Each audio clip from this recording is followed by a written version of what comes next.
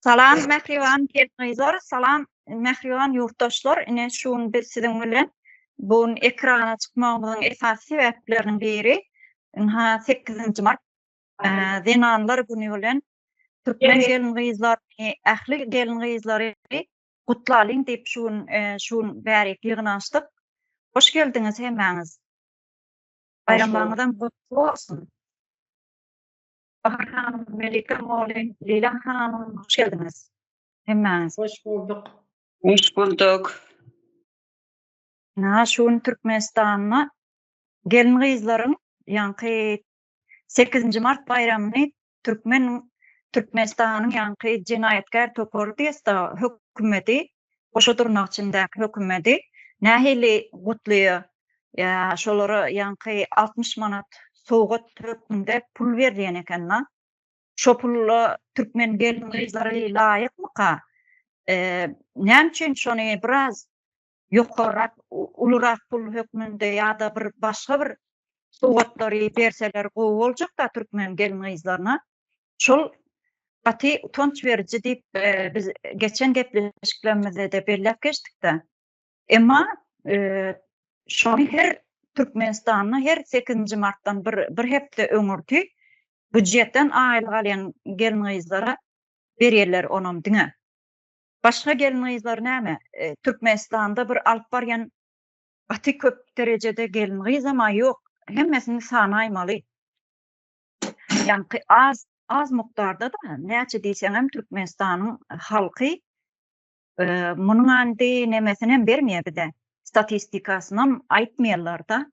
7 milyon Türkmen halky bar diýe, emma şoň näçe muktary gelin gyz diýýär olaryň. Şol Türkmen halkynyň näçe mukdaryny gelin gyz tutýar diýsem, şu ýerde mene az diýip aýtyp biljek.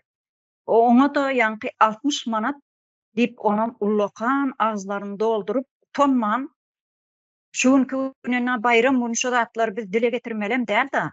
Emma şoňa mejbur galdyk. Şo zatlara utanç beriji bolansoň men aýtmak isledim şu ýerde. Şol 60 manaty hatda bermese de gowy bolardy diýip düşündim mene. Beýdip dünýä ýüzüne utanarlyk ýaly bir iş eden hökümet bar da, ýani başymyzda jenaýetkär hökümet. Şo 60 manaty ýanky olan büdjetden aýlyk alýan zenanlara berilýär. Başga zenanlar öý hanymlary, pensionerler olar oňa münasip dälmi-ka? Vatandaşlar. Hemem şu Türkmenistanyna dünýäde 4-nji ýerde diýip köp aýdylýar da aşaňçylyk biz hem kän belläp geçdik muny. Gurbanuly ýurtdaşyna çyksa hökman özüniň ýerasty ýerüstü baýlyklar boýunça 4-nji ýerde durýandygyny kän azyny köpürjikledip aýtmagyna utanmaýar. Emma şu baýlyklardan gelen pullar nirede? Näçe biziň gelin gyzlarymyza şu 60 manaty biz ýanky dünýä puluna öwrenmizde ýa-da dollary öwrenmizde şol bir näçe dollar diýip hasap etdik biz. 3 bilmedim. 3 diýene. Way mene şonu aýtmagyna da utanjak. 3 dollar. Bir köpük da ýani köpük kuruş ýaly hasaplanýar. Emma şonu utanmazdan gelin gyzlaryna berişine men gaty geň aldym. Şu hakda biz gelin gyzlarymyza ýetireli hem şu münasibetli şu münasibetli şuň bayram güni bolansoň şonu gelin gyzlarymyz gutlaýly diýip şu ýere ýygnaşdyk. Hoş geldiňiz. Ýene bir gezek Bahar hanım size söz bereli başladyny. Salam yurttaşlarım, edi dildeşlerim. Hoş bulduk. Men diýjegim şu video da çekipdirler bir gyjagazy konwertiň içinden 60 manat çykarýar. Onuň utanmany diýe beren ýaly onu video da çekipdir onuň utanana. Yani belki de görün diýip video çekendir. Bize o videon gelip goýuşan üçin o videonu çekip uğradana da köp sağ olsun aýdýar. 3 dollar. Nemedir? Karobkaň içine misal sana bir bu uzak verecek deyip demesi bir kutu etip berse de içine de köne sana zatlar koyup berýär. Şoňa meňdiýe. Şoňa meňdiýe. Ondan öýdüp $3 60 manat oňa bar eýdip berenden bir şokolad alyp berýär eken bir paketiň içine bir şokolad goý ýanyna da bir peçenecik goý. Bolardy, şolam bolardy. 60 manat diýip onam kellesi işlemeýän adamna ine bir men Türkmenistanyň bir goşgy geldi. Halk sensiz hossar sen näme hossarsız kaldı diýip ýerde ýazylan eşi. Millet sensiz ýetim kaldy. Merdan berdi. Keminämde başlap ýazdyr. İçinde ýöne düzeltilmeli ýerleri bardy. Onu düzeltmeseň bolmaýar diýdim. Ýaşullaryň adyny geçipdir. Oňa da neme şol ýerlerini aýyrmaly diýdim da. Ene şu goşgyny okap bereýin men. Şunu ýazanam bir jenan. Täze keminäni şu nemede YouTube'da izlandy. Şeýle bir höwes etipdir. Bizi şu batgalykdan 60 manat padarka verilmeli oyuncak da o bir neme oýnýar da. Gijiňliýe beýle eliň etse al diýe. Ondan soňra bermeýär, kakawalýa da bermeýän diýe oýnýar äsgerana. Ana şonda bara bize hossar çykjak kemine diýip ýazan bir goşgusy bardy. Kemine adyny halal gazanan, watanym halkym diýip söze bedelen. Zalim zorluğuna son vermek için gaýdusuz baş kaldıran Merdan Bey. Teň çylan ýolundan biz hoşal bolduk. Akıl düşünjäňe hem hayran galdyk. Sen de watansöýer hossara zardyk. Akıllarda bir ornuşdyň Merdan Bey. Täze Türkmenistan saýaňda boldy. Seni diňläp halkym ayaga galdy. Guruju meclis arkaňda dagdaýyn durdy. Oğuz halky hossar sana Merdan Bey. Bilýäs hemmesini köp gäl gözlerimiz. Gurnan oyunlaryň terror toparyň. Bilmezler korkusup saklap halkymy ýoluň ýörelgäňe Doğan Merdan Bey. Kemine geň alyp girdim saýdyna. Dinledim gizlenen horluk zarlygy. Açdyň gözlerimizi goldaýas seni. Millet sensiz ýetim kaldy Merdan Bey. Niyazov'dan başlanan terör hükümet, Eyüp'den kurdular ovadan depani, nähak alıp koç yiğitlerin canını şehit etti, nähak döküp kanını. Devam edip terör devlet kurdunuz, töhmet bilen keminäni ele saldınız, dumanlı oyunlar oyun oldu bilýäs, erkinlik goloydu sabret Merdan Bey. Täze Türkmenistan kurulýar ynha. Eden etmişleriniz cübiňizde galmaz. Nesip bar hasap bar jogap berersiň Merdan Bey elinde gizliýince solmaz. Adam söýdasy ýok diýerdiňiz. Keminäni ogurlap aldyňyz bizden. Gaçmaly ýer gözlem häzirden başlan tohumyňyzda diýir jan goýmar sizden. Astılar Suriye'de Asad ýegenin gezek sizinkidir unutmars onu. Oğuz halkı sizin cezanızı keser, dar ağacından asar yegenler sizi.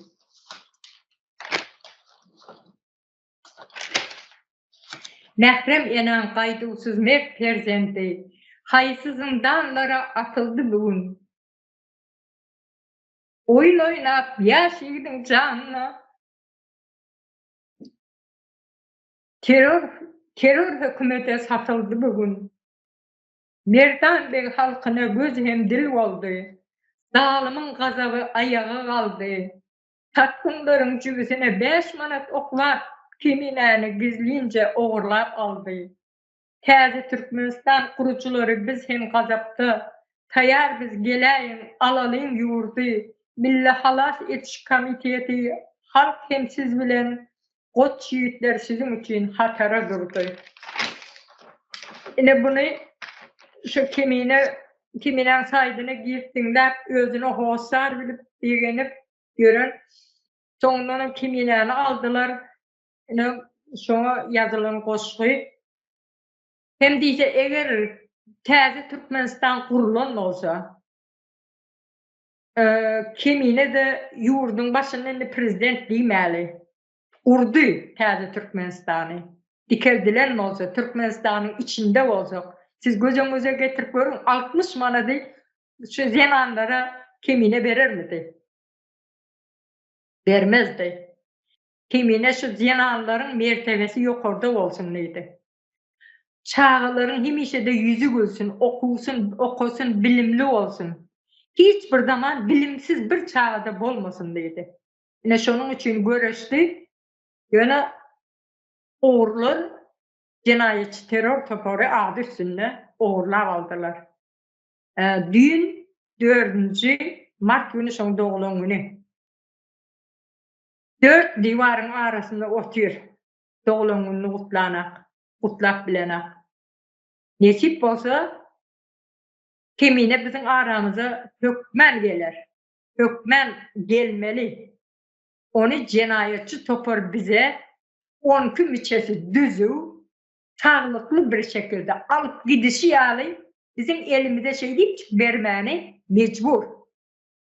Olmasa başına neler geleceğini onu öldür düşünsün. Şunun bilen diyeceğim, Türkmenistan'ı östürecek, bayramlarımızı bayram yalet bellecek, ayal kızlarımızı korumak, mertebesini beygeltecek oğlandı. Nesip olsa Türkmenistan, täze Türkmenistan dikeldiler, kimine de aramıza gelir, hükmen gelmeli. Yaş çağıcıklarımız, ene atalar, ağalar, iniler, sizem şu ýagdaýlara men sesimi dinlerseniz, düşünün çağalarınızı 60 manada şey dipçik boyunlu vurup ona bir görköz degen gelýändir o nämeler aljak diýendir. Nämeler? Ýöne 60 manada näme berýär? Bir sneaker salar alybilse. Ýanynda da birje waglyjyk bir zatçyk alar. Ine şunun ýaly çağalarymyzyň boyunlu burulmaz ýaly her kim ayağa kalmaly. Eneler esasen çağalarym eline pul alıp onu alsam ona yetenak, bunu alsam buna yetenak deyip barmacığını dişlep boynunu vurup durmasın. Ayal kızlarımız 8. Mart bayramımız kutlu olsun. İndiki 8. Mart'ta nesip olsa, mertebemiz beyik, çağalarımızın yüzü gülsün, täze Türkmenistan'ımızı dikeltmegen nesip etsin. Sağ olun şu vakitçe. Sağ ol Bahar hanım. Gow goşky ýazdyryna zehini, galam ýeti bolsun ýazan gelmiz, ýanky Zenan Maşgalas, köp salam bolsun. Dogry belläp geçdiňine şu merdan bir ýanky tünýeliň aňyrsyndan garaňkylykdan halkymyza bir ışık tutdu da, garaňky bir tünýeliň arkasyndan halkymyza dogry bir ışık tutan mert hem zehinli ol merdan ýaly ýigit hiç saçan dünýä bir sapar gelse geller. Näçe bir asyrda bir gedek, iki gedek öňümizden çykar belki beýle ýigit. On tevigi zehini ýaly hiç wagt ýokdy. Ana düýnem şoň doglangyny diýip senem belläp geçdiňine Bahar hanım. Ol ýeçarynada gowy çykyş etipdir şoň nemes hakynda. Ýöne şony ogurluk ýol bilen alpdylar da elimizden. Oň bilen Türkmenistan gurucu meclis ýok bolar, ortadan kaýbolar diýip bir hili düşünje bar ekenine olarda jenayetkar toparda. Şoň hyzmat edip beren ýanky konsulluk bar, Daşary işler ministrligi bar, hemmesini sanap oturmaýar şu ýerde bayram güni. Olaryň pikirleri başgaça ekeni. Emma kiminäniň ol gurun 5 ýyldan bäri eden azaby küle sowurulmady da. Şon dowam edip oturýarlar. Häzirem gelin gyzlar bar, ýaş ýigitlerimiz bar, Saparaga, Halmurada hemmesi şu işlerini dowam edip oturýarlar. Sebäbi näçe? Kimine düýpli bir iş etdi. Kimine bütün Türkmen halkyny ýanky halkyny şol çüýrük rejimden alyp çykmak üçin kän uly işler etdi. Gije gündüz ýatman okap şol halkymyza bolsun etdi da. Näme üçin halkymyz şo çüýrük bir rejimden şo ony Suriýe ýaly çüýrük bir sistemadan alyp çykmak üçin özüni kemine orta goýan adam. Onam Tamam. bizden ogurlap alypdylar. Emma buňa köp jogap bererler häli. Eden işleri sagatma sagat durandyr. Bir gün Ona başdyna Bahar hanım. Deme diyecekler, bunlar var ha, bizi kiminänem alaly, ondan soň bular dermi dağın olup gider diýip oyladylar da. Samsyk adam şeýle zat oylar. Bunu beýle ýapsam, dağıtmak barada pikir eder. Ine samsyk adam şunu oylar. Ýöne biz gaýtan beter güýçlendik. Kiminäni aldylar, bizim içimizde ağır oyandy. Ağrımız var cinayetçi toporda. Biz beter güýçlendik, bir kere çykyş edýän bolsak, 2 kere çykyş etmeli. Ana şol ýalak derejeye geldik. Türkmenistanyň içini oýarmaly, halk oýanman ýatan halkam oýandy. Gaýta reklam etdiler. Kemine bilen gepleşen, kemine bilen nämeden, bu kim hadidiler da kemine kim ha? Bir dinläp göreldiler, çykyşyny dinlediler, bilmeýänler bildi, öwrenmeýänler öwrendi. Bizi gaýta güýçlendirdiler. Samsyk özüniň aýaklaryna özleri paltyrdylar. Şunu diýjeklerim.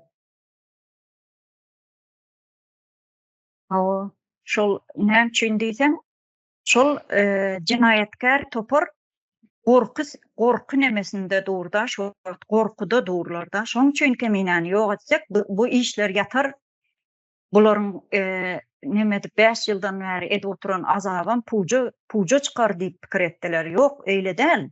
Biz düýpli bir iş edip oturansaň, biz hiç kimden hem gorkamyzak. Teýäbi biz gorkjak bir iş edemizak. Biz halkymyzy ýagtylyga çykaraly, bir topraklaryna, baýlyklaryna eýe bolsun diýip biz şu işe koşuldyk. Şu iş edip oturýar häzirem. Ýöne oňa ters düşündiler. Özlerinin kimdigini ýene de bir gedek subut etdiler da. Özüniň jinayatkar bir topordygyny şu keminäni ogurlap alyp gitmek bilen bize ýene de bir gedek subut etdiler. Bütün dünýä subut etdiler. Bütün Türkiýe bolsun, bütün dünýä subut etdiler özleriniň jinayatkardygyny, özleriniň edip oturan ogurlyklaryny. Şol ýanky türkmen gazyny Türkiýe gelip otyryna geldi diýip aýtyp durlar Türk telewizionyasynda görkezip dur. Şol giden ýurtdaşyna şu Türkiýe giden gazdan gelen pullar nirede? Şol nire tarp etdiler? Ya hazinede durmuş o? Yok, hiç bir yok. Emma şu edip oturan ogurlyklaryny şu keminäň topory, Guruji Mejlis, Milli Halas etiş komiteti şolar bilmesin. Şolar bizim ýurduň içindäki jahil halkymyza indi biz nemede türmehanada ýaly edip saklap otys diýip düşündiler da şu jinayatkar topor. Şonam şolary bilmesin, duymasın hiç bir zat diýip şoň üçin ogurladylar keminäni. Muňa da entek jogap bererler. Jogapsyz hiç bir zat bolmaz. Şu ýerden ýene de şu aýtyp gelsek, gelin gyzlarymyzyň Türkmenistandaky gelin gyzlarymyzyň çekýän jeger jepasy hiç bir ýurtda ýok da. Şu ýurtda da näme Türkiýede da. Türk gelin gyzlary bir azat, bir erkin bir ýurtda ýaşaýarlar. Emma bizim gelin gyzlarymyzy Türkmenistanda şu neme ulog kollanmak üçin, avtomobil ulanmak üçin şolary türüjülük şahadatnamasynyň bermeýärler. Gelin gyzlar ol başörtülük etmeli ýa-da başyny, saçyny başga bir renklere boýamaly däl. Bir hili neme ýagdaýda tutjak bolýarlar da, gorkasynda, ýani Owganstanyň ayal gyzlar, Talibanlaryň ayal gyzlary saklaýşy ýaly derejede saklajak bolýarlar. Bu zatlaryň çüýrük bir sistemaň edip oturan oýunlary, sypjurlyklary, bu zatlardan halkymyzy halas etmeli watandaşlar biz. Şuň gün. Leyla Hanım başlığına size söz verelim. Hoş geldiniz. Hoş bulduk. Salam hanımlar.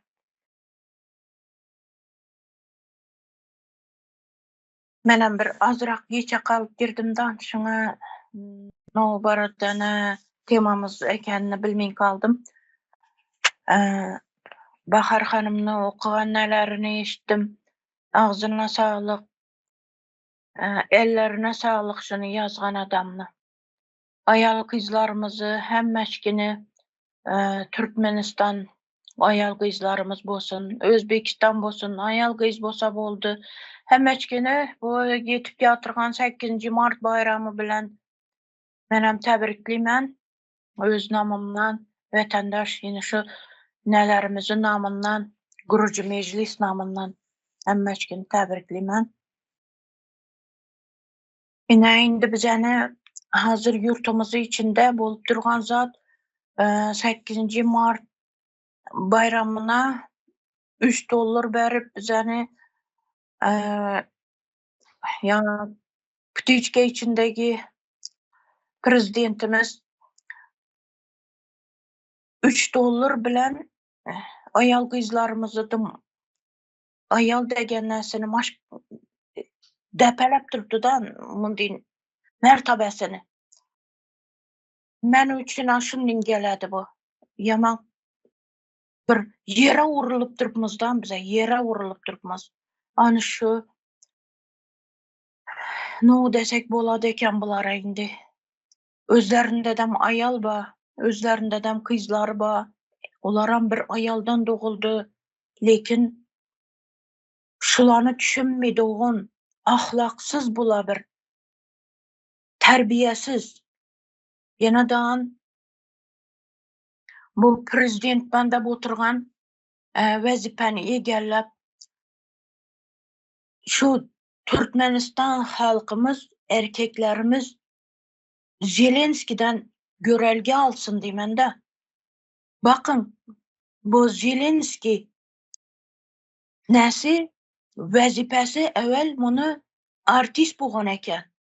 Yani eşitçim boyunca yeniden mundin görmegen lekin artist eken. Bizeni Pütüçke içindeki prezidentmen de oturganımız Zubnoy eken evvelden. Şimdi bir de men ne diyecekmen? Lekin bizeni Zubnoy'umuz artist ornunda her xil oyunlarını görsetti halkına. Artistenen beter klon bolup. Neden bolup çıktı bu? Hemme zat bolup çıktı bundin karasan da. Lekin prezident men degen vazifesini hiç özünü yerine yetirmedi. Halkım demedi. Halkına kaçan karama azar vermek, zulüm vermek bilen meşgul boldu bu. Meşgul boldu. Zelenski bolsa yine karan. Hazır halkım dep, yurtum dep, yerim dep ne deyen tırışıp duruptu. Ne degen özünü canını ayamayın beçara. Eğer özüden girt gidecek bolup turuptu şu uruşadan. Yine şunday derecede bolup turuptu ya Zelenski degenimiz. Yaş bala terbiyeli eken. Bu artist emes eken. Munday karaganda. Halkım deydi oğun, yurtum deydi oğun, yerim deydi oğun. Bir no desek eken. Bir insan eken. Erkek. Korkmaz erkek. Bizeniki bolsa klon. Klon indi oyuncak bolup kaldı, oyuncak. Hazır näni Putin'in oyuncakı bolup duruptu bu. Iguruşkesi bolup duruptu. Lekin halkını hiç düşünmeyin duruptu. Bizeni ayal kızlarımız şu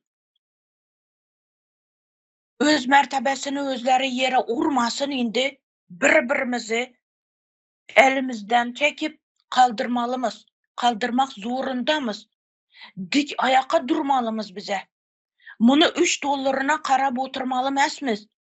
Bunu $3 bilen birge yoqatıp bermelimiz. Dibi damarı bilen yoqatmalımız bulanı, tuxumu bilen birge. Ayal kızlarımız ayağa turganda hiç bir zat bizen eldimize çıkabilmez.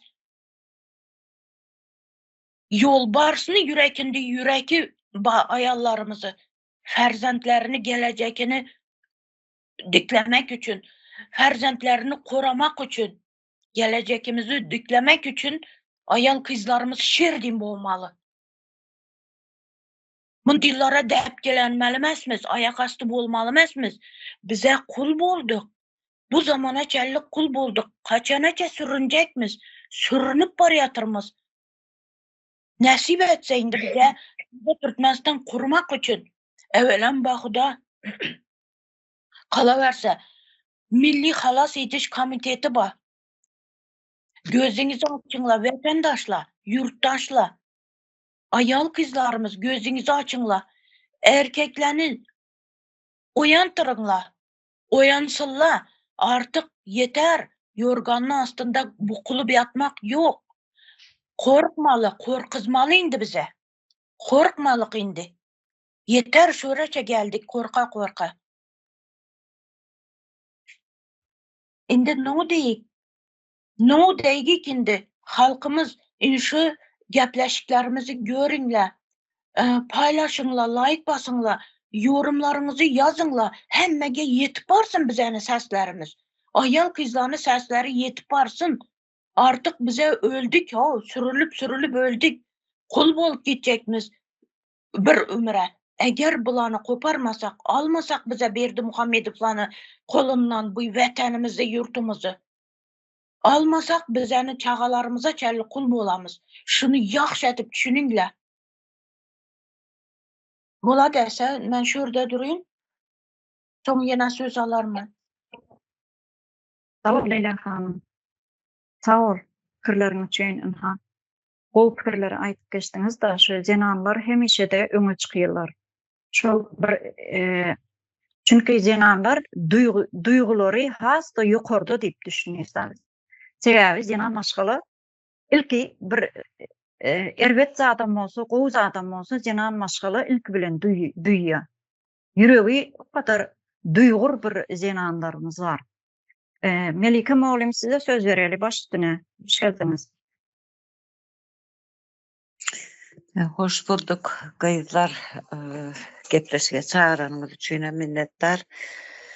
Men şutayda ilke bilen kardeşimiz bizim hem oğlumuz hem jigimiz Keminämizin doğulan gününü kutlasym gelýär ilke bilen. Keminäni kaçıran terör topara düştäýden ýüzlenýän biziň gutlawymyzy, salamymyzy hökmany suratda goşurmalysymyz Keminämize. Keminejan Merdan Muhammedov oğlum. Doğulan günüň gutly bolsun. Sen altyapysyny guran täze jumhuriýetiňe nesip bolsa innekir doğulan günüňe biz sowgat edip ertjek.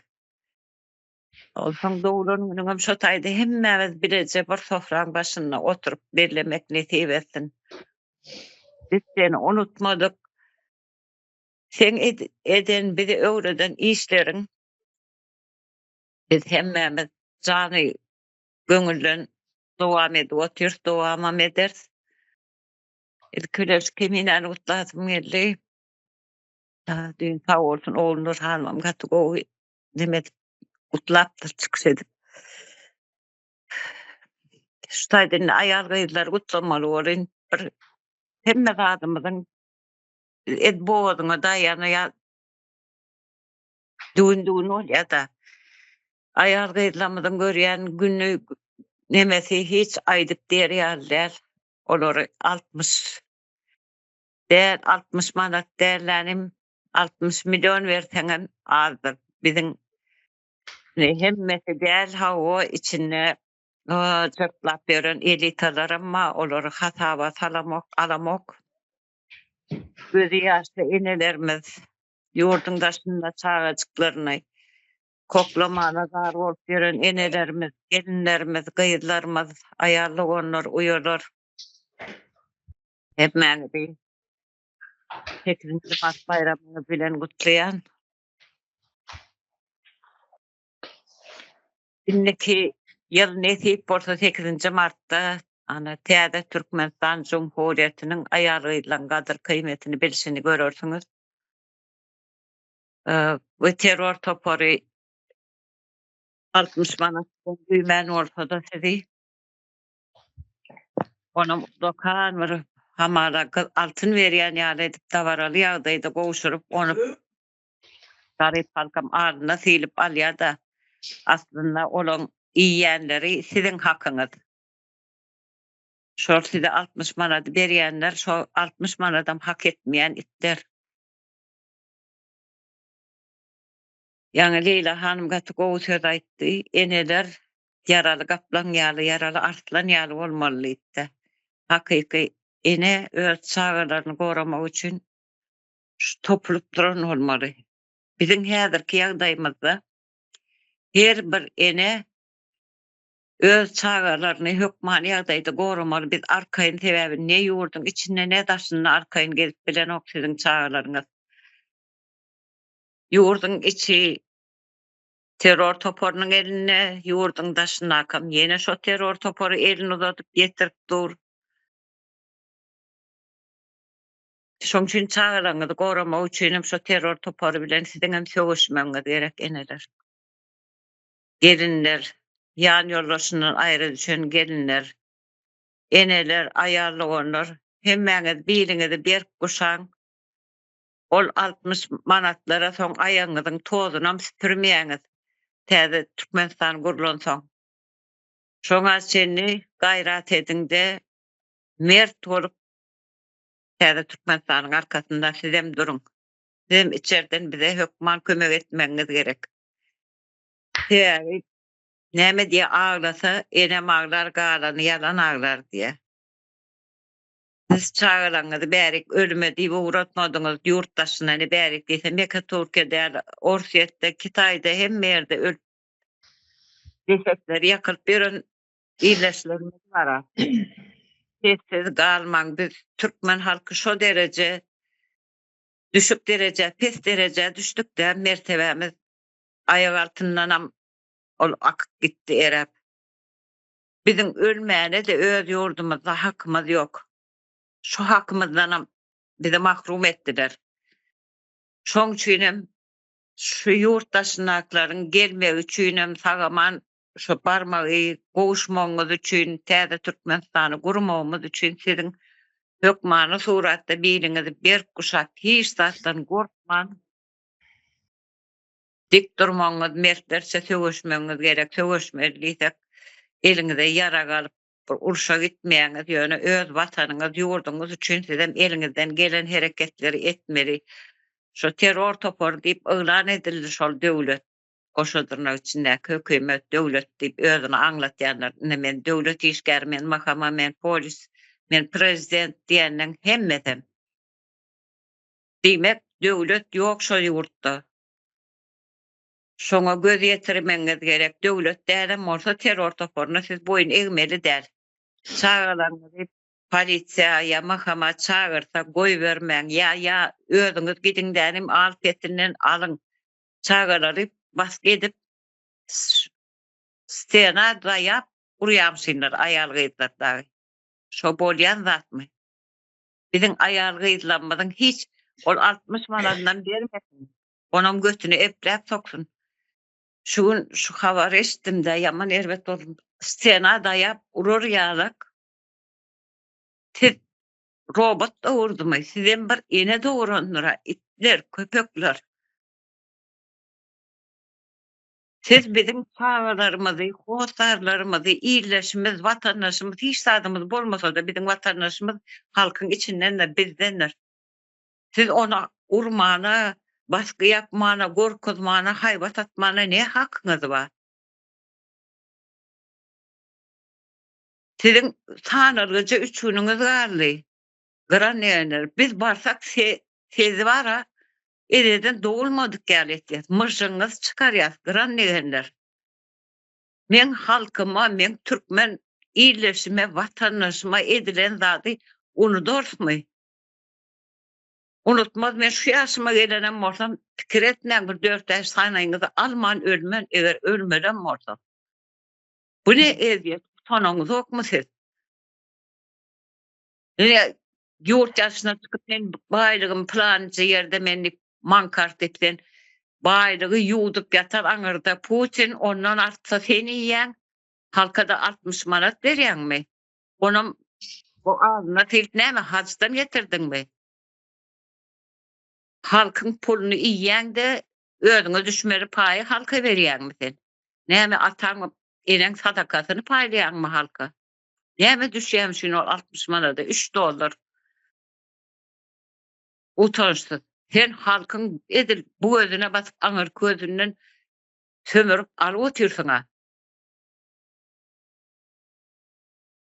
Şu gelinler, kıydılar adam hasabında da görün ok sen. Olara yencenin yenstin, uronun urdun, depenin depip, invalid ettin, bask edip bizim hosarlanmada.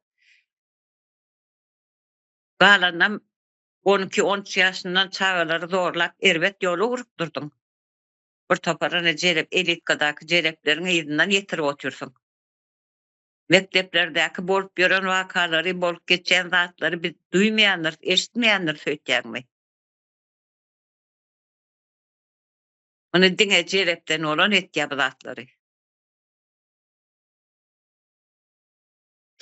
Yerinde izlenmede yerin altına soktun sen. Hiç ile mertebe, ahlak, ağır namus koymadın erkeklerimizde de ağır namusu bağırsa koğrardılar. Hosarlarım olmasa da hosarın olmasın, sen kıydın olmasın, birinin kıydına şu gözüyle bakmagam ayıptır ya birinin gelinin eteğini alıp balağını görmek.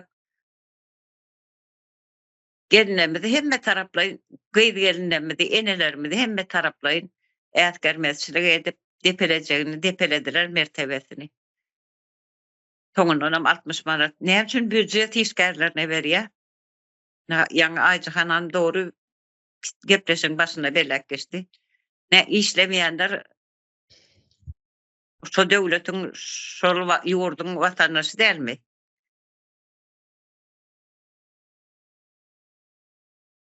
Altmış manadını götünü süpür. Yani halktan elini çek. Ayarı erkek hemmesinin üstünden elini çek o makama itlengen yığına tögörüňe. Halka gayet etmesin baskı edip üstüne varıp hem de atar yarak. Götün yırtıp olan üstüne gıygırar yani sen kimin iti? Stena dirap urur yarı. Sen o ellerinizi makamalar eplep götünüze sokors barsak. Biz bir halk hakiki adaletli nemede cevanızı çekin deyip şu niyetledik onu siz bizi niyetimizden çıkarttınız. Ayarlıydıları da yöne. O öz ecenizi, bacılarınızı, doğrunuzla kereyleniz çıkarın olur yarıyorlar. Halkın çağasından beydip, becera edip, maskara edip diyorsunuz. Halkın hemme almalardan alınız, başka da almalı, algıyınız kaldı mı ya halkın üstünde? O hoca oyuncuklarınız kaçar gider, bu ünertir, sedemizden arda, hep bererde. Çoğat görür, sağlığı. Özünüze kendim nimetmeyen. O pagoncunuz, terle pagon, orsun pagonu bilen gezip yörünüzü.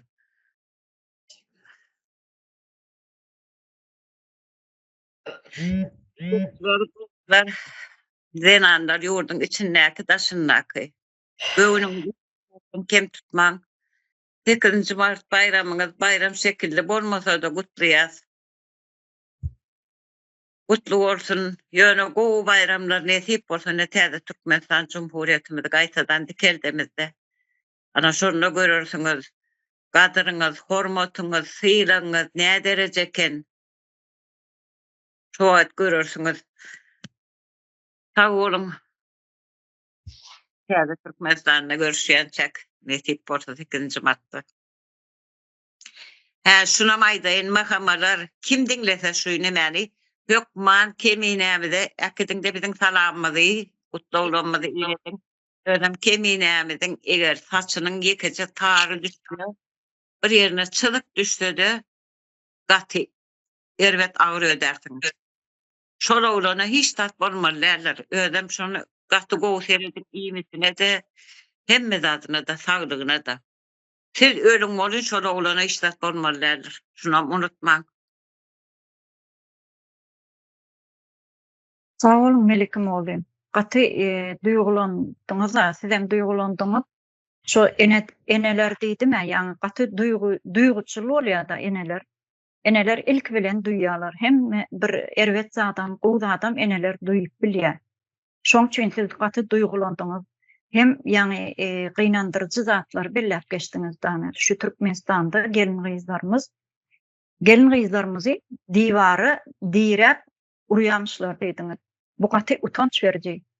Utanç beriji ýa. Şo derejede gelin gyzlarymyz näme jenaýet işläpdir? Yani jenaýaty özleri el bilen iteklap ýörler da gelin gyzlary mejbur edip durlar şoňa. Şuň gününe biz bayram diýäse, biz bayram şekiline de bellep bilemiz ok. Sebäbi ýurdun taşyndan müňlerçe enelerimiz çağaçyklaryndan, gyzlaryndan öýünden aýry bir ýerde ýurdun taşyna gezip ýörler da.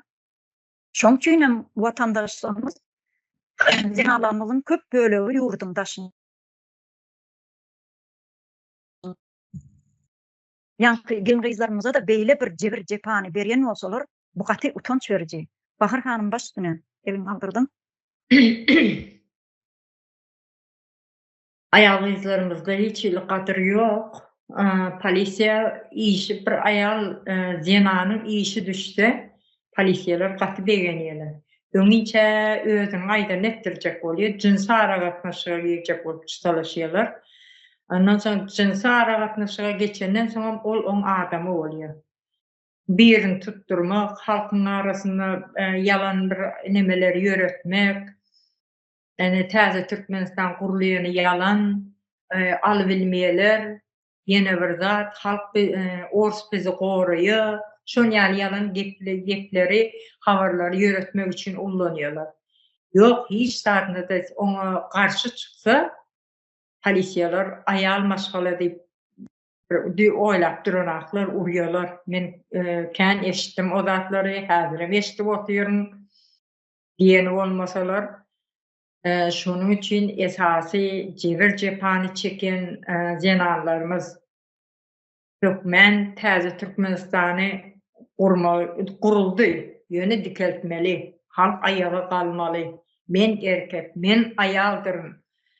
Ol erkek çıksın, ýalnızda ayallar çıksın, ayallara hiç zat etip bilmeýe diýen zat ýok.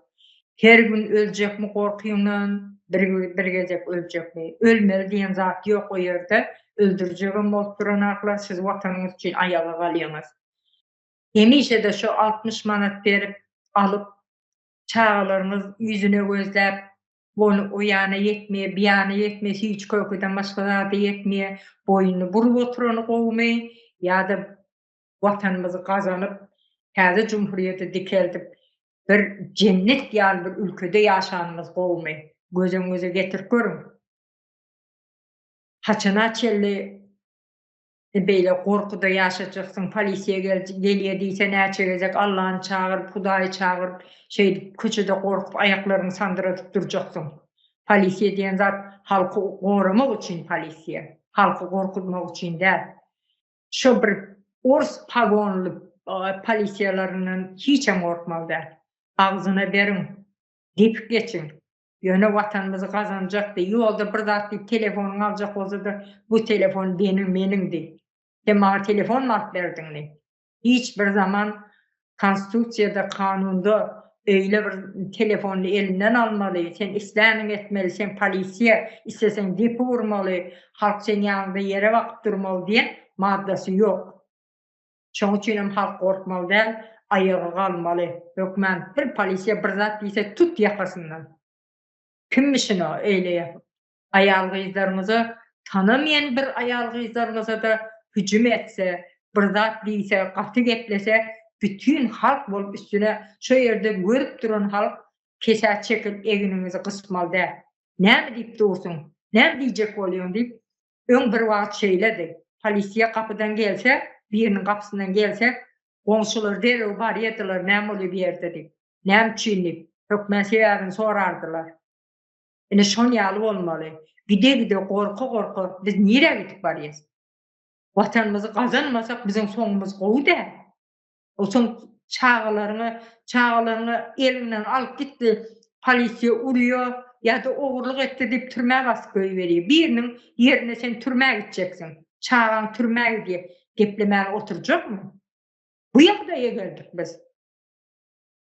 Elinden çağasyny, ogluny alyp girýär polisiýanyň içine. Bir odada on polisiýalar urup dur, boyun aldyrjak bolup, ejesem daşarda garaşyp otyr. Sen näme gelýär elinden? Hiç adam gelemez şu yerde. Şoň üçin biz Türkmenistanymyzy cinayetçi toparın elinden almaly. Täze cumhuriyeti dikeltmeli. Kemine gurup taýarlap şey diýip berip gitdi bize. Indi dikeltmek halk agzy birlik bilen birlik bolup şu täze Türkmenistan dikeltmek bizim borcumuz. Hiç sada elinizi urmadınız, oturdunuz, hiç olmasa ayağı alıp vatanımızı kazanıp täze Türkmenistan dikeltmeye koşunduğunuzu koşun. O korkaklık sonumuz gowy der. Oturup bir oýlanyp görün. Biz nire gitip barýasy? Sayız döwrüne biraz gowdy. Yalandan näýlem bolmasyn iş berýärdi, azyrak pul berýärdi, aldaşdyrýardy, onany. Ýa-da wagtynda narkoman köpeldi, jelek köpeldi. Häzir arkadaşlaryň saýasynda buların goldawy bilen hiç oturduk biz. Hiç kim olduk? Ayalgyzlarymız adam yerinde goýulana. İstese Cemal Saparova ýaşaçyk el değmedik gyzlary ýegenleri berip otyr. Maňa taýarly diýip Cemal Saparova taýarly eşek ýaly Ankara taýarly. Anyrky kim o? Tüýde suwa düşen hele kim? Zenan diýesim gelmiyor onu ýallara, hele. Ana o goşgusyny ýazyp otyr, kitabyny ýazyp otyr. Bize gerek de o goşgusy aýdymy, gerek de. Kurban bolýan bize çykyp berýän bolup ber, maşin sürýär, at çapýar, gitarada aýdymy aýdýar. Bize çörek mi berýär? Ýöne hemme Türkmenistan bizim hakkımızı Orsiýede uğradyp otyr. Ine bizim gorkup oturan ýerimiz. Ýalakalar var. Näme üçin sen Russiýany ýamanlaýan? Ine hamra daga çyksa diýe aşagynda bir yaranjak. Näme diýmeli onu ýalaklara? Hele diýsen, hele gaýratlysy näçe tane erkege diýýär. Kellesine var ha, kıyınış tamamalı erkekler var. Sen Rusya'nı yamanlama. Rusya sana on yani gerek olsa biz vatanımızı kazanalım, sen git Rusya'ya git. Deme bir kucaklaşıp et Putin bilen. Kıyıcığını etip Putin'e. Bize hiç bildiren zadı yok. Bize vatanımız gerek. Senin Putin'in gerek değil.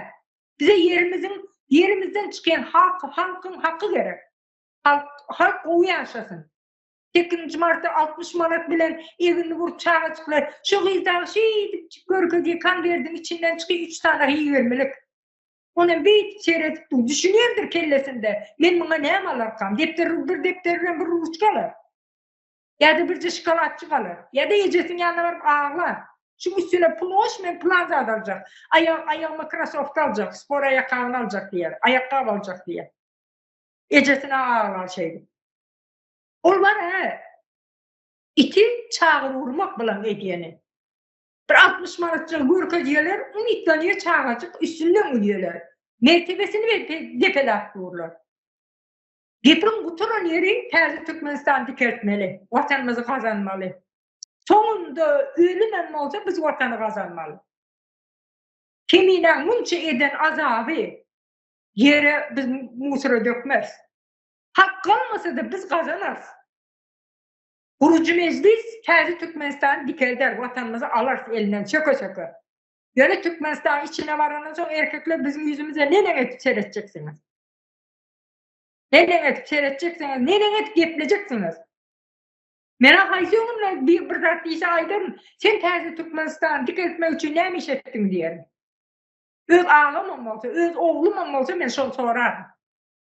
Şuwa täze Türkmenistan dikeldi diýmese, aýalgyzyň mertebesini hemme zatyn düşünüp bir cennet ýaly bir döwletimiz bolsun, ýurdumuz bolsun diýmese, öz oglumam bolsa ajymar sen näme etdiň diýip soraram.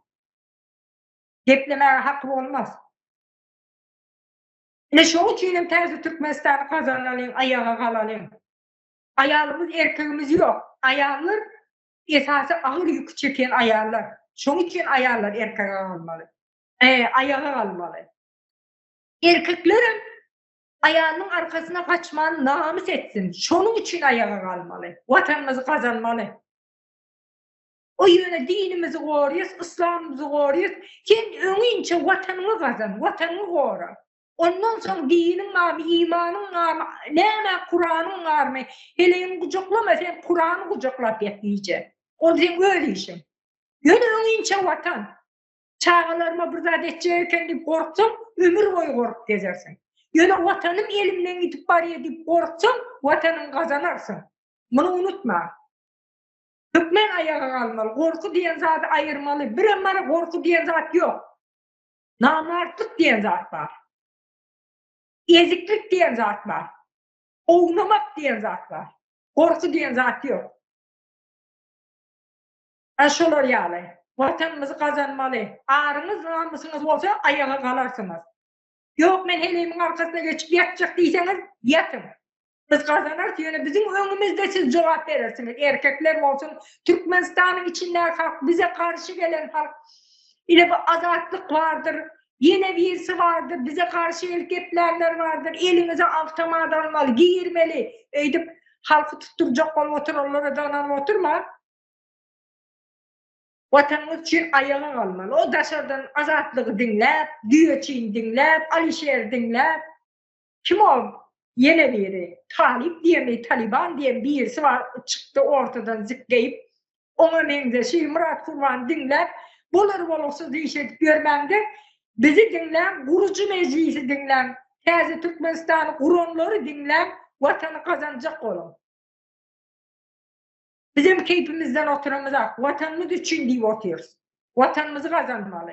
Yaşımıza seyredemizak. Näme ýene bir 10 ýyl ýaşasam ölüp gidýän maňa näme diýip Türkiýede diňe bir dollar kazanal diýip oturamyz. Bize pul gerekler, hiç sak gerekler, bize vatanymyz gerek. Vatanymyzy kazanmaly. Soň näme beý? Soň derejemiz. Biz soň şansymyz. Vatanymyzy kazanmasak biz hiç kim bolup galýas. Türkiýede de askerler o yüzümüze seyredip aýdyp otyp 1 martdan ne diye gazak başlady. Diğer de gaz merkezi oluyor. Siz diye bizim elimizin aşağında oluyorsunuz diye. Rusya'dan çıktınız diye bizim elimizin aşağına geçiyorsunuz diye de. Yani ki bizim gazımızı bunlar almalı, hezil edip yaşamalı, bizimkilerin çimşik bunların aşağına ısırlamalı. Yok böyle bir dünya. Vatanımızı biz Angriyatsı da cinayetçi Topal Berdi Muhammed'i falan Angriyatsı da Aliyes biz Türkmenistan, Beğeriyatsı da Dikbaşak dursa da Aliyes. Bunu unutmasın. Yani Türkmenistan'ın içinin halkı son. Ben bilmedim deyip evinizi kısmağım. Polisiyalar, mehemeler. Men näbileyin diýmem. Merdanım o yerde katı kovu seyredin. Size emanet. Merdanımız. Merdan Muhammedov. Ona da bir zat azar verseniz barandan son. Ondan son mara gözünüzü de getirip bileniz aksiz bara şu var. Alacak cezanı. Ağrımaların, benim bana vatanım önemlidir. Täze Türkmenistan'ı kuran kemine, o katı önemlidir. Yani o bizim çağlarımızın, yaş neslimizin gelecek olan. Şuları dikeltecek, adam hatırına koşacak, bilimletecek oğlanların biri Merdan Muhammedov. Yani şu aytacaklarım size kutlu sözlerimdir zenanlar. Yani 8. Mart bayramınızdan kutlu olsun. Oturun erheleyip olup, oğlunu, maşkalardaşınıza üyüşürüp, oturun da bu zatları oturup planlaştırın. Gepleşin. Vatanımızı kazanmalydığını bilin. Sağ olun. Sağ ol Bahar hanım. Batık bu zatları belläpleşdiňiňe. Leyla Hanım'ı, Melike Moğol'u elini kaldırdı. Leyla Hanım size söz verelim. Melike Moğol'um düşüptür elini. Başını. Boladı, sağ olun. Menam şu Merdam Muhammedov oğlumuzu doğulgan günü bilen tebriklemek yadımdan çıkıp getipdi. Tebrikliymen. Indi biz herden uzakta bolsadam hiç kaçan uzakta dep niyetimiz biz yani hemişe kalbimizde Merdam Muhammedov. Uzak yaş bergey sağlıkı bilen bu düşmanlarımızı kastına nasip etse bizlerem taza Türkmenistan'ı kurup baramız üstülerine. Buna bergen Merdam Muhammedov'a bergen cezalarını, neliklerini, kıyınçılıklarını, yüz estesini çektiremiz bulara. An şunu aytın dedim. Indi bizeni ayal kızlarımıza, mektepçi, okuçu kızlarımıza ne bu jet işkarı, ne işkarı bolsa da şulara $3 8. Mart nesini beripdi bula. Yağı padarkasını $3 bizeni Türkmenistan 4. yerde duraraydı baylıkta. O nere gitti? Nere gitti o pulla? Bizeni gaz neftlerimiz Rossiyaga besplatny akıp durupdy. Onu hiç kim soramıydı. Onu hiç kim bilmiydi. Bu Berdi Muhammedov degenin büdjetdeki pullarımızı, yer astı, yer üstü baylıklarımızı görün yillere akızıp oturupdy. Onu kimden soramalımız? Ne için bize $3 bilen sessiz kalmalımız? $3'a ne bertiripdi? Bu haramxorlar ahir. Size bir yaxşı etip oylanыңlar. $3 demek ne demek? Bütün dünyaga şermende ettin bizeni. Haramzada, haram kulu. Berdi Muha. Bütün dünyaga bizeni ayal kızlarımızı, Türkmenistan ayal kızlarını maskara ettin sen. Senem bir ömüre maskara boğaysan tuhumu tecin bilen. Bağalarımız yine mektepteki okuç kızlarımız $3 alıp 60 manatını alıp ne dedi? Bize indi dedi parka baramız bu pul bilen dedi. Yeniden defter alamız. O sınam yeniden ne de alganımızda dedi pulunu alganımızda onam yadınızdan çıkarmanla mektebe üstüne koşup ekkemelisle mektebini remont etmek için de bayttı dedi. 500 manat etip ekkenle dep dedi. Ana indi Bahar Hanım'ın aytganını diyem üstüne yine yetirmeli. Bu beçaralar palallaştırıp yürüptü. Defter alamız, yine bir zat alamız. Şokolat alıp yiyimiz. 8. Martımıza padarka berdi dep. Ula bilmiydi ahir narasta bağala bilmiydi. $3 mu o? Ne o verecek ona, ne o netecek? Ula öyleydi padarka pul de. Padarka pul, ullu pul da boylap durupdylar. Indi ullu ayal kızlarımız $60, 60 manata ne uçacakını yaxşı biledi. Onu keşke almagayla. Almasaladan şunu. Yok bizlere gerek miydi? Sana öttük. Sen aç göz. Seni doyduruyuk deseleden şunu. Almayın. Ben şunu düşünüp oturuverdim da. Minçelli ayal kızlarımız özünü yere urmasa.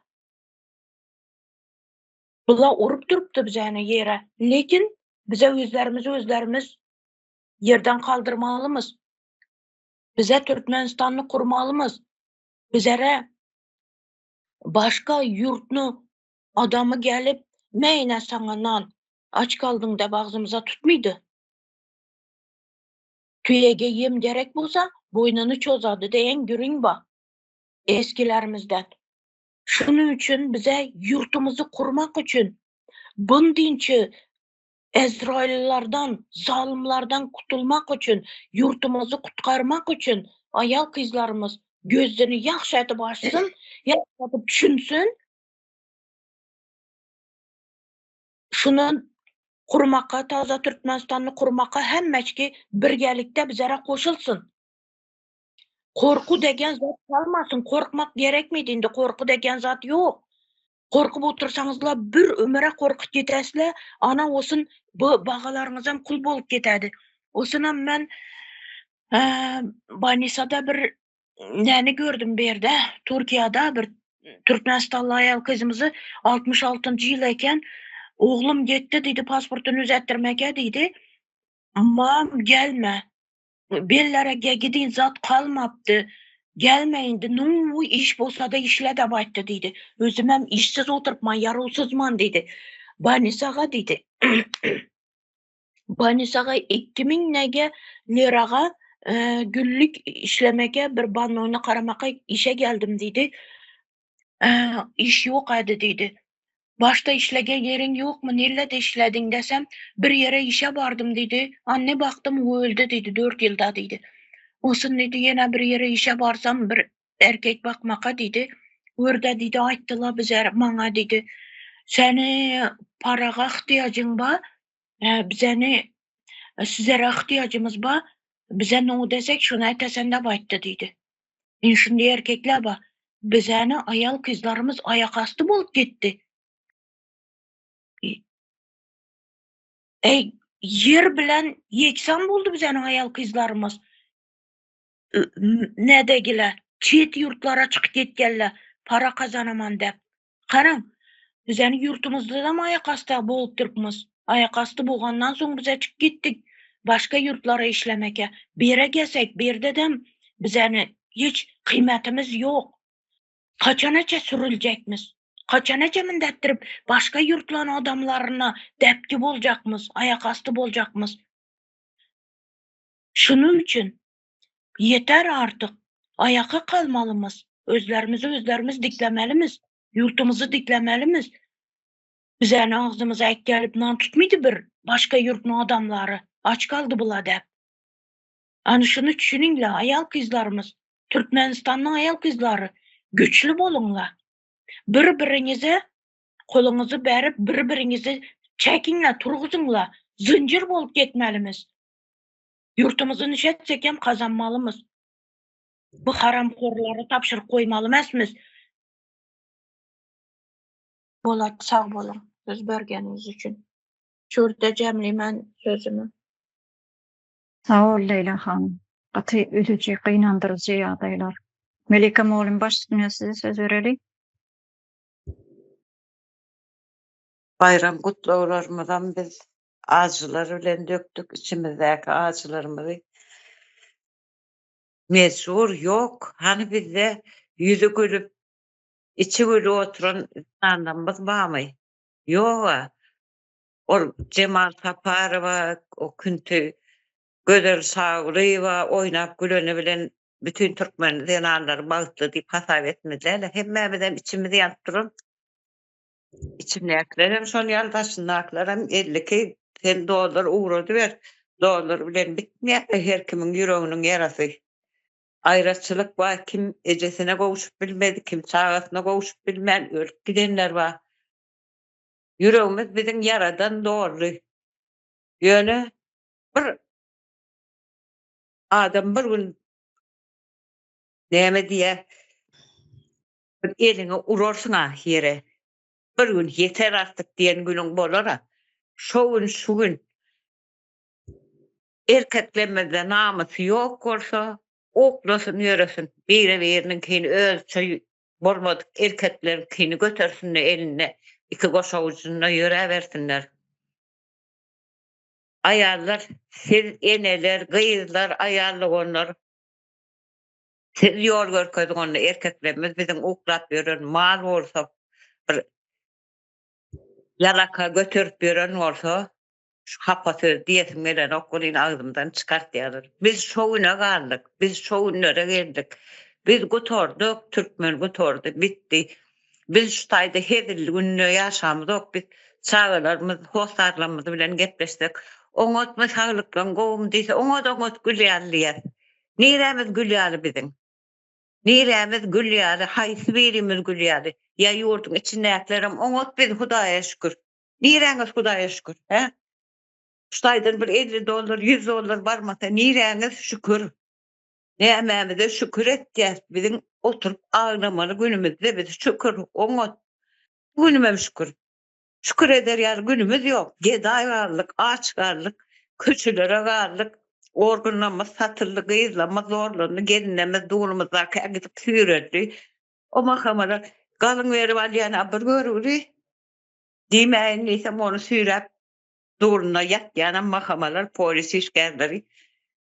O ýollaşynam goýberýärler kop ýurtdaşyna.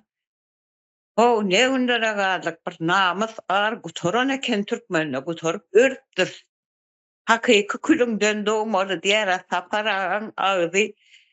Näme bagysyny näme türkmenler, näme türkler şol bilip gaty adamy insany tanıyan adam eken saparagy uzak ýaşar. Biz örüpdir, ýanyp kül bolupdyr. Ne biz külümizden dogmaly. Şu içiňizde janyňyz bar bolsa o ayaga galyň. Yurt gutordy, yurdu insan kızadyňyz. Çağalaňyz alny, törüňizde gelinleňiz süreldi, zorlandy.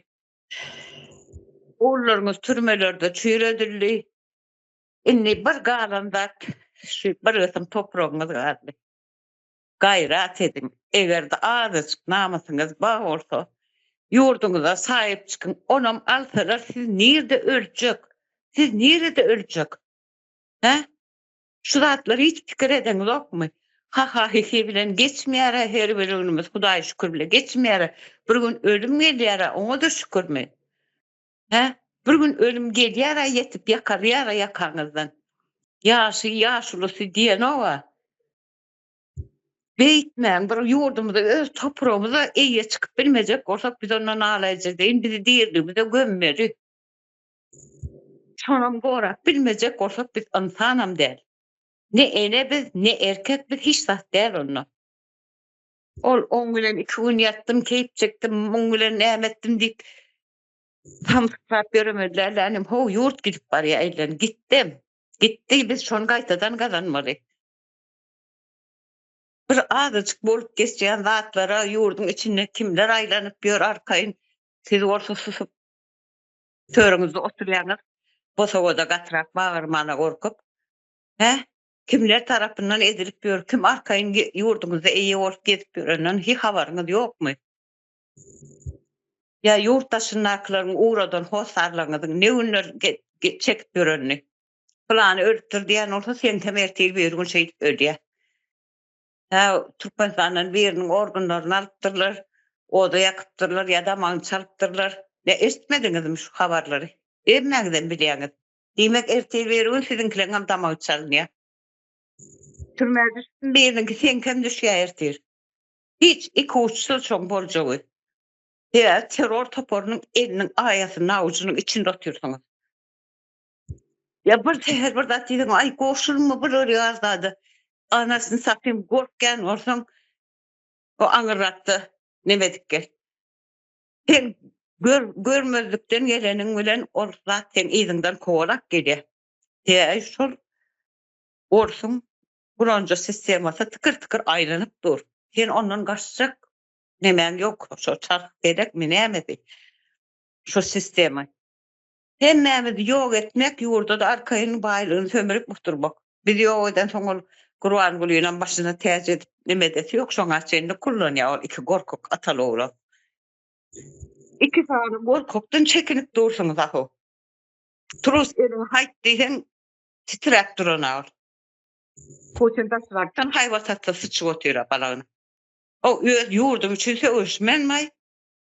Anasyny satyp men ýerde türkleriň hyzmatyny edip ýörün, ýa ýene biri orsun, depkisini işine edip ýör, pulunu berilmänýär. Biziň nämeler ýaşadygymy, nämeler çekdigimizi bilen ýokmy? Ya oň üçin bir gün gepleşip edip aýdyp berelmi?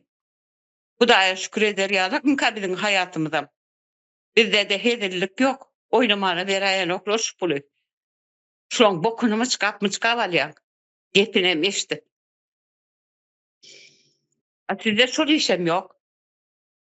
Şu zatlar ýöreýtedirler. Sizem bir ýar çykarsaňyz ýurtdaşyna, bir öler siz çykarsaňyz, siz ölersiňiz. Şeýde baýna Hudaýa şükür edersiňiz. O güleri yurdumuz var. Cennet diyar etmeliler. Bizim cennet diyarı yurdumuz var. Ulu iyiliğin şu akıllı işleyen tıkırdısı, kellesine tıkırdısı var adamların hemmesinin dünyanın yeri göre bizim Türkmenistan'la. Şu zatları hiç mi düşünüyorsun yok? Kurbanlığın bayrağı dermen 4. yılda bayrağım bile neyse. O bizim bayrağımız bizim. Kurbanlığın nerede bayrağı varmışın götürür. Korkak herif. Ya yurda sattı halkını satı oturuyor yurtta sınaklarım satı oturuyor. Bir azıcık özünüze bir gönlünüz yetti ben Türkmen, ben erkek bir tarihtaki Türkmenler bir yerde çıktı. O kak görün o ne hile korkturdu. Bilin yar Türkmen, şu an yar Türkmen bolmandır. Şu an yar Türkmen olsa şu an emini vertirler. Korkak bir gayradı nalace deyini triakka yerine koytur Türkmen. Yettik kolonlar on yar Türkmen. Bir tarihin hem içine ettiğini de sıçtığını da o. Bu derecede korkak olunma da. Erkek kalmadık olsa ayarlar yola çıkın. Çıkın eneler, kıyılar, uyarlar, daydalar, yengeler. Çıkın. O erkeklerine de berin kıyın acınızı. Sarsın nemesine başına da otursunlar. Kimin kini götürüyen olsa son kini götürsün. Olur mu böyle? Pulunu alıyorlar yurttaşından geliyense. Öğlen sonra bu daydan gördük.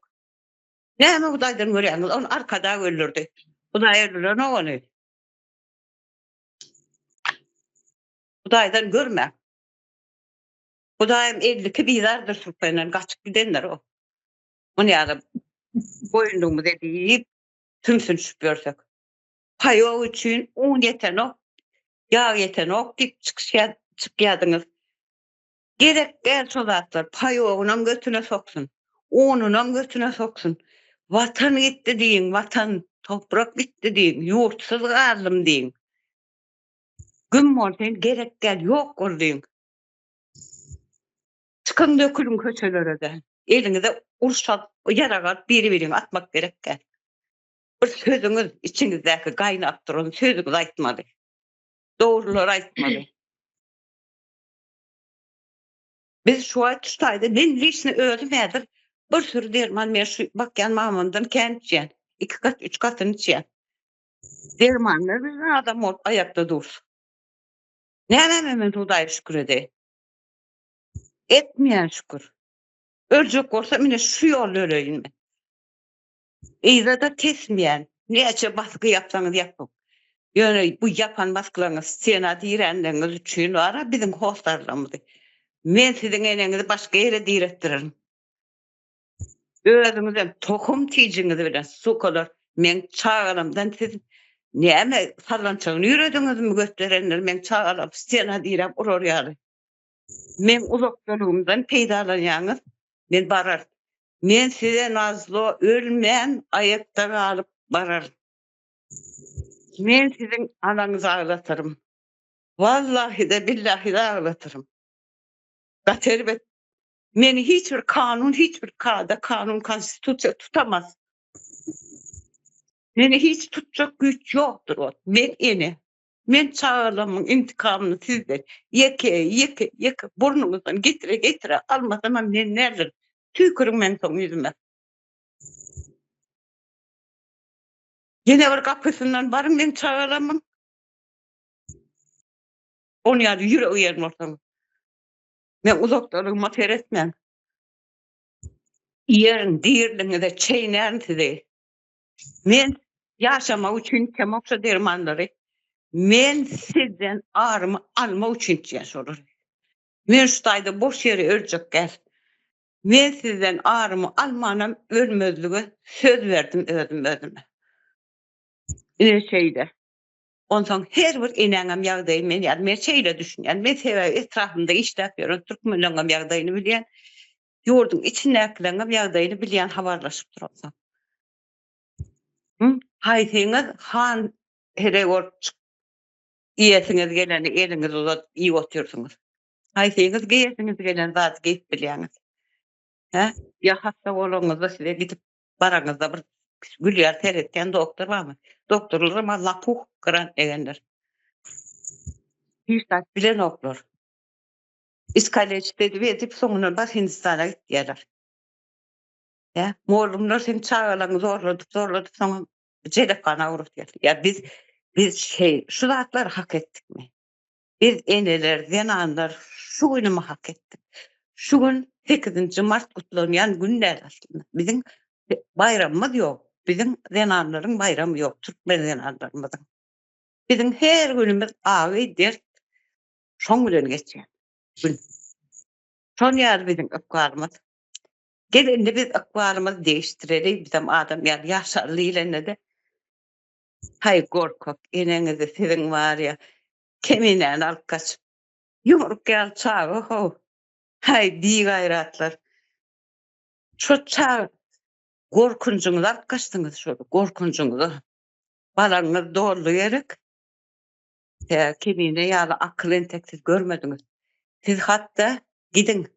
No ota durumda rende ýalynda keminen ýanyna girin de akyl soran. Şonun maslahat soran. Men nädip gutoran şu durumdan dip. Ýa-da şular gedäýse bizi näder dip soran. Soran. Diletçiň maýtdym size. Men şunu etmesem ölmeýär. Men sizden bir şappat ulan olsaňyz, men sizi 50 kisini şappat dağdırmadan, yumruklar iýdirmeden men ölmeýän. Ine şundan bek berler. Men çağalam köçesinden geçmem. Geçmem gaýdyp. Hiç bir halkyma, Türkmenime men eziyet etmän. Men Türkmen halkyma, milletime eziyet etmän. Gaýdyban duýmaýyn. Mahamalar gidinde kimi gorýan bolsaňyz şonu goran, halky barbyr gora bilmeýän bir gaýrat ekeliňiz. Kirli polisler sizem kiriňe daktyryp, halkyň gapysyna söp-söp etip aýlanyp beremäň. Madem halka peýdaňyz ýok, ýanyňyzdan degmesin. Şunları aýdaýyn. Sağ ol Melikim oğlum. Ha doğru. Batı doğru zatları belleştiňizden şu bayram şekline belle bilemedi hatta biz teýänem diýsem ajam bolsa hakykatları aýtmak mejburiýetinde galdyk biz.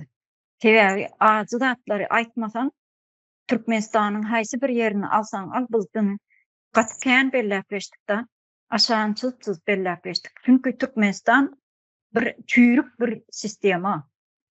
Çüýrük bir rejim. Şoň üçin hemme ýerini tutsaň eline geldi diýip häl aýdyp etsäň. Ýöne bu ajatlary biz aýtmasak bolanok Melikim oğlum.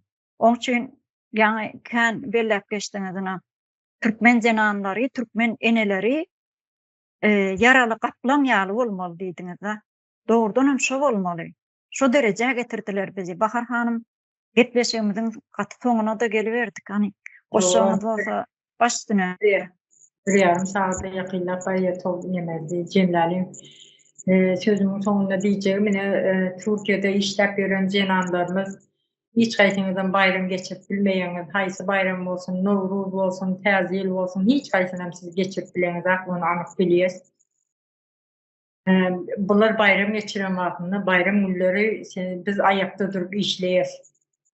Ne şu zatlar bolmasın, öz ýurdumyzda çağalarymyzyň arasynda bayramymyzy, hemme zatymyzy şolar bilen birlikde demaş günlerimizi çağalarymyzyň, aklarymyzyň ýanynda geçirmek üçin watanymyzy gazanalım. 8-nji mart bayramlarymyzdan kynçylyk bilen geçýär, pulsuzlyk, işsizlik olaram bilýäs. Şonda da bu ýyldykça 8-nji mart bayramymyzy gutlaýarys. Nesip bolsa täze Türkmenistana bayramymyz has gowy şagalangy şartlykly bolar. Şoň üçin hem halkymyz sizem aýaklanmaga gaýrat edin. Korkudan çykyn, korkudan namartlykdan çykyn, begaýratlykdan çykyn, bir mert millet bolalım, aýalymyz, gyzlarymyz, erkeklerimiz hemmemiz deň durup toplanyp birlikde bolup agzybirlik bilen watanymyz gazanalım. 8-nji mart bayramymyz gutly bolsun. Sağ olun. Sağ ol Bahar hanım. Şu 8-nji mart diýetde biz bayram beller ýaly bir ýagdaýymyz ýok bizim. Bayram bellecek ýagdaýymyz ýok. Sebäbi Türkmenistan çökün. çüýren, çürük sistemanyň üstüne oturan, ýa-ni Melike Mollem gaty duýgulanyp bu zatlar belläpleşdi da. Leyla hanymam, Bahar hanymam hemmädine şu gowy ýürekden çykan sözleri aýtdyňyzlar. Sebäbi Türkmenistan çökdi. Türkmenistan ertir ýok bolup gitmek ýagdaýyna gelip ýetdi. Biz şoň üçin şu taýdan biz gelin gyzlarymyz bolup bayram bahanasy bilen size köp zatlary ýetireliň. Gelin gyzlarymyz ýene-de gahryman ýaly mert bolup öňe çykjak şu gelin gyzlarymyz bizim ertir.